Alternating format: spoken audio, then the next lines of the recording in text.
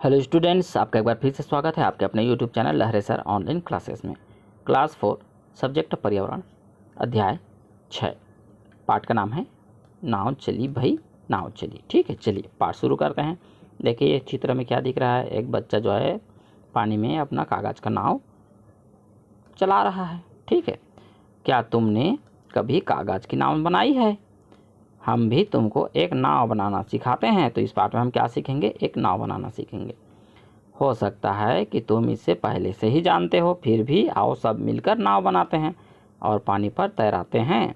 तो हमें क्या चाहिए? कागज़ चाहिए, गोंद चाहिए और कैंची चाहिए। ठीक है, और हो सके तो कुछ कलर वाले कागज़ ले लेंगे ताकि कलर डालना ना पड़े।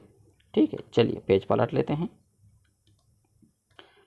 तो यहाँ पर देखिए ऐसे बनेगी नाव। नाव बनाने के लिए एक कागज़ लो और नीचे बताए गए चित्र के अनुसार क्रम से कागज़ को मोड़ो। तो यह एक कोरा कागज़ है, इसको यहाँ बीच से इस प्रकार मोड़ देंगे। देखिए मोड़ दिया। अब देखिए उसको यहाँ से फिर से बीच से इस प्रकार से मोड़ दिया। ठीक है, अब देखिए आधे को इधर और आधे को उधर मोड़ना है। ठीक है, और फिर इस प्रकार से आपको क्रम से करते चले जाना है और इस तरफ को अपने हाथ की तरफ खींच करके उसको सीधा कर लेना है। फिर देखिए नाव बन गया। ठीक है, तो आप इस तरह से बना सकते हैं। लो तुम्हारी नाव तैयार है। नाव को बहते पानी में आप तैराना है। अगर आपके पास बहता पानी नहीं है तो कहीं पर नाली होगा जिसमें पानी बह रहा होगा, वहाँ पर भी आप बहा सकते हैं। नाव किधर जा रही है और क्यों? देखिए अब नाव जो है पानी की दिशा में जाती है, क्योंकि पानी के साथ वह हवा में ऊपर में तैरती रहती है। ठीक है, रुके हुए पानी में नाव क्यों नहीं चलती? अब नाव जो रुका है, पानी जो रुका हुआ है वहाँ पर नाव नहीं चलती है, क्योंकि जब पानी बहेगा ही नहीं आगे तो नाव चलेगा नहीं। ठीक है, उसके लिए नाव को बहाने के लिए पानी का तैरना जरूरी है। अगर पानी बह नहीं रहा है और नाव को तैराना है तो उसके ऊपर में बैठ कर उसे खेना पड़ेगा। तो कागज़ के नाव के ऊपर में कौन बैठ सकता है? इसलिए नाव ठहरे हुए पानी में नहीं चलता है। ठीक है, तो यहाँ तक हो गया। रुके हुए पानी में नाव चलानी हो तो क्या तरीका हो सकता है? आपको उसमें मशीन फिट करनी पड़ेगी। ठीक है, जिससे वह उसे आगे की तरफ धकेल सके। ठीक है, तो यहाँ तक कंप्लीट हो गया। चलिए पेज पलट लेते हैं। दुलारी ने देखी नाव। अब देखिए यहाँ पर एक कहानी है, चलिए पढ़ लेते हैं। एक बार दुलारी अपने परिवार के साथ जगदलपुर गई। दुलारी के मामा जगदलपुर में रहते हैं। तो दुलारी कहाँ गई है? जगदलपुर। और जगदलपुर में कौन रहता है? दुलारी के मामा जी रहते हैं। मामा के साथ दुलारी नदी के किनारे घूमने गए। अब वह घूमने गई है कहाँ? नदी के किनारे। देखिए नदी के किनारे में उसके घूमने गई है। तो दुलारी को पता चला कि इस नदी का नाम क्या है? इंद्रावती है। दुलारी ने देखा कि नदी में कई लोग नहा रहे हैं, उसमें नाव भी चल रही है और नदी के एक किनारे से दूसरे किनारे लोग आ जा रहे हैं। ठीक है, क्या क्या देखा उसने? उसका नाम क्या था? इंद्रावती था। और नदी में लोग नहा रहे हैं, नाव चला रहे हैं और इधर से उधर आ जा रहे हैं। ठीक है, दुलारी ने कागज़ की नाव तो बनाई थी, पर सचमुच की नाव पहली बार ही उसने देखा था। दुलारी ने अपने मामा से पूछा कि ये लोग नाव में बैठकर कहाँ से आ रहे हैं। तो उस पूछती है अपने मामा को कि ये लोग नाव से कहाँ से आ रहे हैं। तो मामा ने उंगली से इशारा करते हुए बताया कि ये लोग नदी के दूसरे किनारे पर बसे गांव डोंगा घाट से आ रहे हैं। दुलारी ने भी नाव में बैठने की इच्छा जाहिर की, तो मामा ने दुलारी को नाव की सैर करवा दिया। ठीक है, वो भी नाव में बैठ गई। दुलारी बड़े ही ध्यान से देख रही थी कि नाव आखिर चलती कैसे है। अब वो तो सीख गई कैसे चलती है। क्या पहले भी नाव होती थी? तो कैसी होती थी? पहले नाव होती थी तो वह इस प्रकार लकड़ी का बनता था, या लकड़ी का नाव होता है आजकल तो इस्पात से बनी होती है। आओ इन सवालों के जवाब ढूंढने की कोशिश करते हैं। तो पहले की नाव कैसी होती थी? नीचे दिए गए चित्र को देखो और पता करो कि पहले के लोग किस प्रकार नदी नालों को पार करते थे। तो वो बड़े बड़े लकड़ी के गुट्ठे को क्या करते थे? इस तरह ऊपर में कर देते थे और या ऊपर से सरकते हुए ऊपर से ऊपर आते थे, या फिर पहले इस प्रकार से करते थे। फिर क्या किया उन्होंने? लकड़ी को काट करके अंदर को बैठने लायक जगह बना दिया और फिर उसमें बैठ करके आने जाने लगे। चित्र 1 में 2 लोग नाला पार कर रहे हैं। देखिए ऊपर से नाले को पार करने का यह एक तरीका था क्या अब भी इस तरीके से पार किया जाता है? पता करो। आज भी पुल बन गए हैं आजकल तो वहाँ से सभी लोग आते जाते हैं। जहाँ पर पुल नहीं है वहाँ पर इस तरह से आज भी आते जाते हैं। ठीक है, चलिए पेज पलट लेते हैं।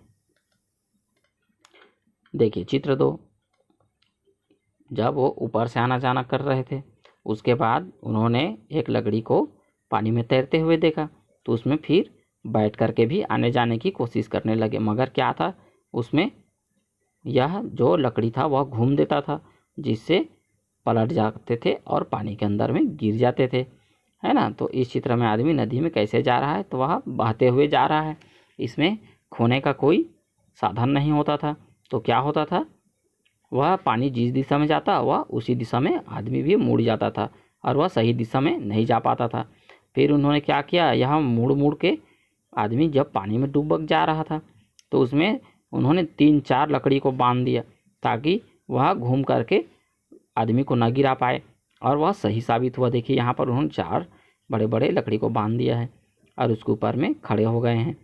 ठीक है, लेकिन क्या हुआ, इसमें भी समस्या ये थी कि वह सिर्फ पानी की दिशा में जाता था, और अगर कहीं पर मुड़ना होता था तो बड़ा समस्या हो जाता था। फिर उन्होंने क्या किया, उसको खेने के लिए पतवार का सहारा लिया और फिर उसको सही दिशा प्रदान करने लगे। ठीक है, इस प्रकार से। चलिए पेज पलट लेते हैं। लोगों ने शुरू में नदी में यात्रा करने का यही उपाय किया। ठीक है, धीरे धीरे वे सुधार करते गए। कुछ समय बाद लोग नदी में किस ढंग से यात्रा करते थे उसको देख लिया आपने चित्र 3 में। अब देखिए 3 और 4 में लोगों के हाथ में डंडा किस लिए है, उसको सही दिशा प्रदान करने के लिए और आगे बढ़ाने के लिए। ठीक है, उसको खे रहे हैं, उसको खेना बोलते हैं, और आप उसको दिशा प्रदान कर सकते हो कि वो किस दिशा में जाएगा।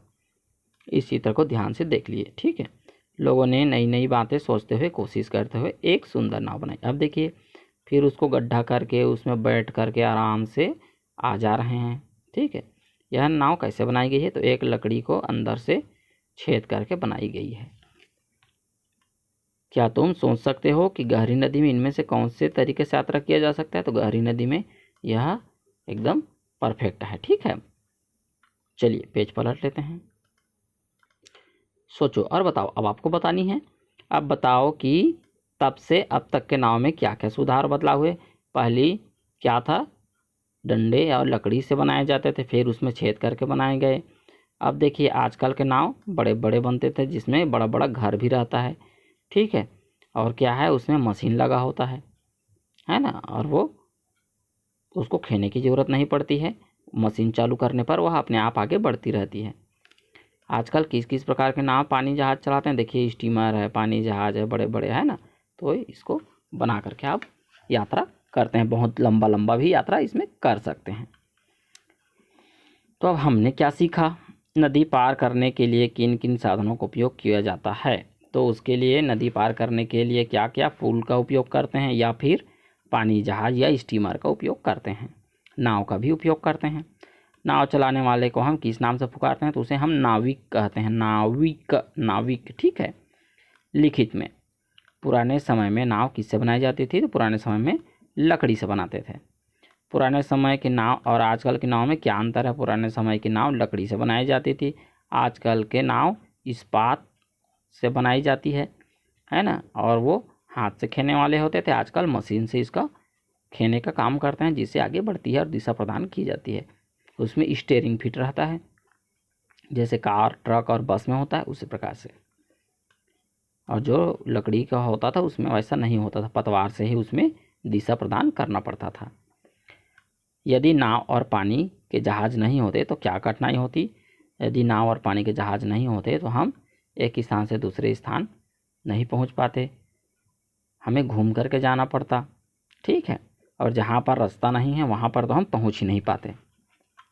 अब अपने पास खोजो। पहला, विभिन्न प्रकार की नाव जहाज़ों के चित्र को आपको एकत्रित करनी है। ठीक है, लकड़ी के जहाज़ है, पानी के जहाज़ हैं, तो उस सब के आपको चित्र को कलेक्ट करना है कहीं से भी। तो आपको कहाँ मिलेगा, आपको पुराने बुक में मिलेगा, इंटरनेट से मिल सकता है, आप डाउनलोड कर सकते हैं। ठीक है, अब दूसरा देखिए, आस पास कहीं नाव चलती हो तो देखो और उसका चित्र बनाओ। बरसात के दिनों में जहाँ पर नदी है वहाँ पर आपको ये नाव मिल जाएगा देखने को। तो आप नदी देखने जाएंगे तो आपको नाव बिल्कुल मिलेगा देखने को, ठीक है। तीसरा, किसी बाल्टी में कटोरी को तैरा कर उसमें कुछ कंकड़ को रखो। कंकड़ तब तक रखते जाओ जब तक कि वह डूब न जाए। कितने कंकड़ रखने पर कटोरी डूब गई, तो उसको आपको गिन करके लिखना है, ठीक है। तो ये आपके लिए मज़ेदार ट्रिक है, आप इसको ज़रूर करिए, ठीक है। चलिए, इसी के साथ हमारा यह पार्ट भी समाप्त होता है। वीडियो पसंद आए तो लाइक करें, कमेंट करें, दोस्तों के साथ शेयर करें, चैनल को सब्सक्राइब करें ताकि अगले पार्ट का नए वीडियो का नया नोटिफिकेशन आप तक सबसे पहले पहुँचे। तो अभ्यास करते रहिए। Okay students, bye.